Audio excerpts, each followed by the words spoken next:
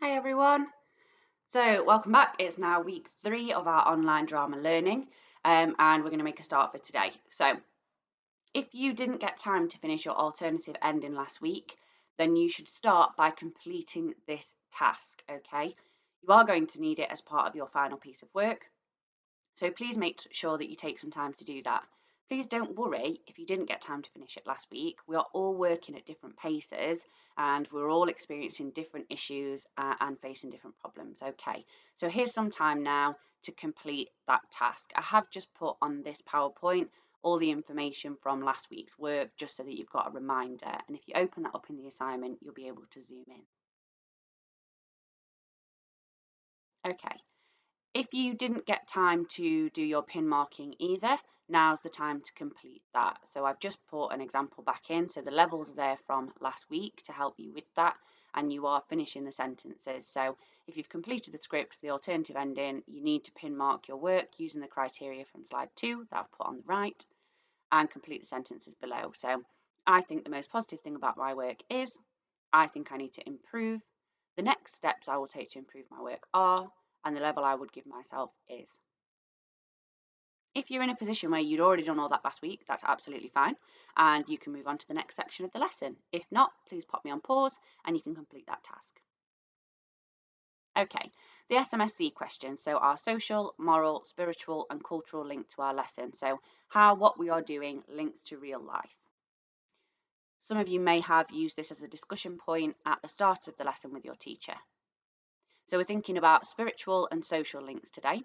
So how can drama help you understand tragedies that happen in real life? So take a few minutes to consider that now, and then please write that down as part of your answers to your work. Next then, as we said last week, we are bringing this topic to a close now and we're going to start a new one.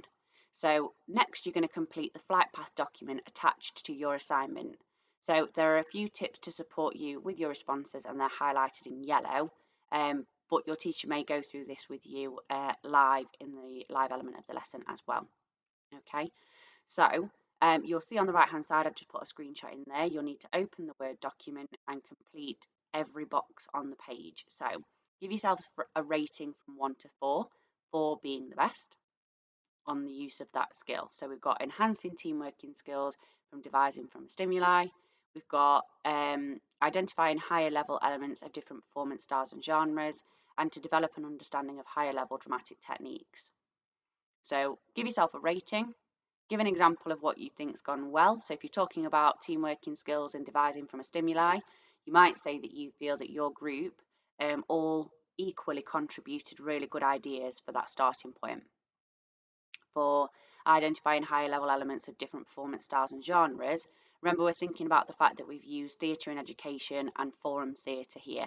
So we haven't just gone into our work and just created a performance. We've looked at a different style of performance. So the style of performance work that is aimed at teaching its audience.